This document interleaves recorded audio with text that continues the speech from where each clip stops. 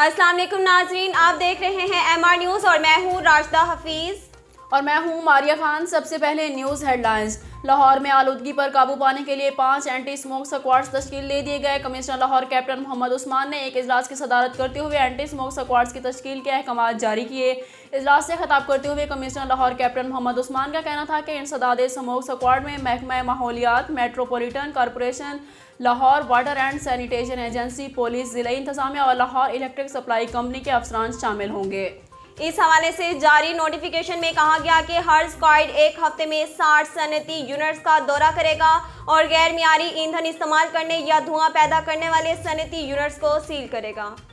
मुल्क भर में कोरोना मुस्बत केसेस की शरह 0.77% हो गई। National command and operation centre के जारी करदा एदाद-ओ-शुमार के मुताबिक गुज़िश्ता 24 घंटों के दौरान कोरोना के मजीद 263 नए केसेस की तस्दीक हुई, जबकि गुज़िश्ता 24 घंटों के दौरान कोरोना से 11 अफराद इंतकाल कर गए।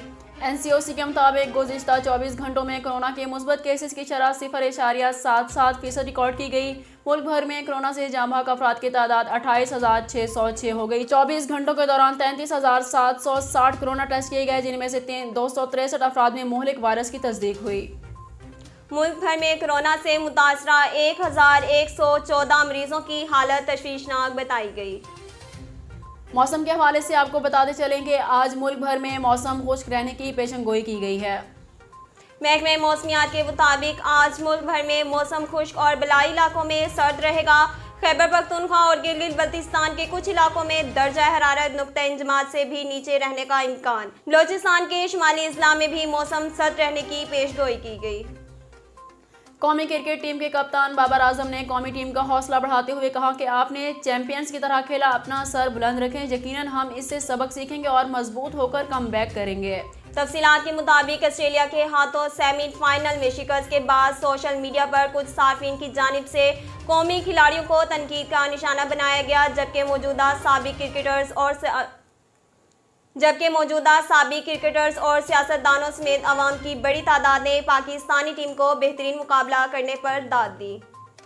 मैच में शिकस्त के बाद बाबर आजम का खिलाड़ियों के लिए वीडियो पैगाम भी सामने आया था, जिसमें उनका कहना था कि कोई भी खिलाड़ी हार का जिम्मेदार किसी एक खिलाड़ी को करार नहीं देगा। हम बतौर टीम खेले और बतौर टीम ही हारे हैं। नाजरीन, अब तक के लिए इतना ही। मजीद खबरों और तफसीलात के लिए हमारे YouTube चैनल को सब्सक्राइब कीजिए और हमारे Facebook पेज को फॉलो कीजिए। इसके साथ ही अपनी मेज़बान राशिदा हफीज़ और मारिया खान को दीजिए इजाज़त। अल्लाह निगहबान।